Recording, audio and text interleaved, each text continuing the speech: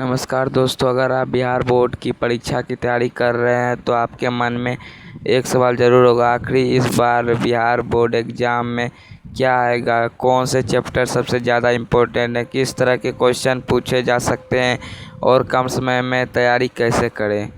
जी दोस्तों, ये सवाल आपके मन में बहुत आया होगा। चलिए तो इस वीडियो को अंत तक ज़रूर देखिए, क्योंकि आज हम इसी के बारे में बात करने वाले हैं। इम्पोर्टेंट बात देखिए क्या है, ज़रूरी बात आप लोग ध्यान से सुनिएगा।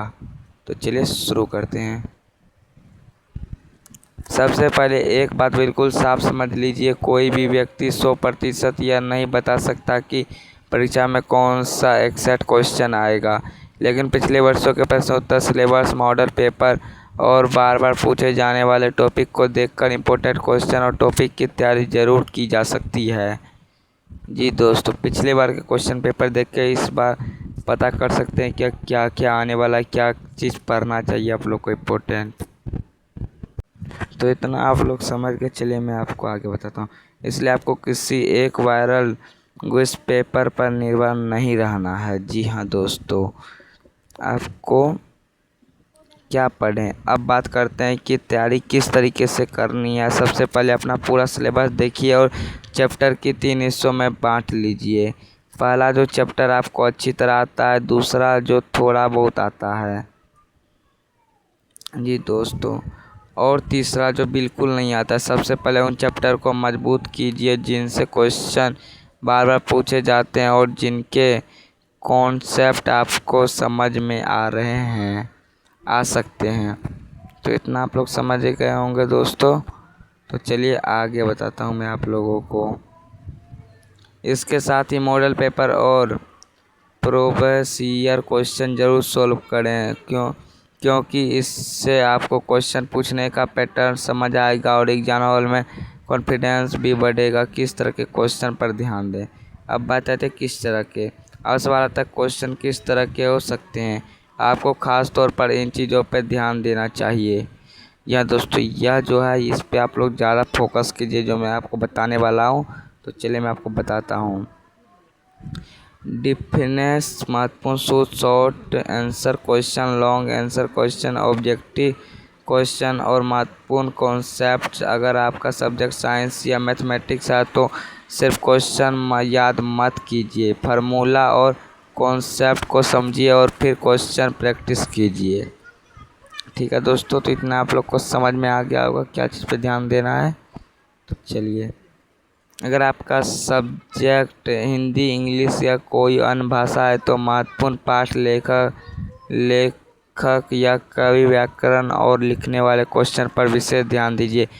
और याद रखिए, सिर्फ पढ़ना काफ़ी नहीं है, लिखकर प्रैक्टिस भी करना ज़रूरी है एग्ज़ाम से पहले की स्ट्रेटजी।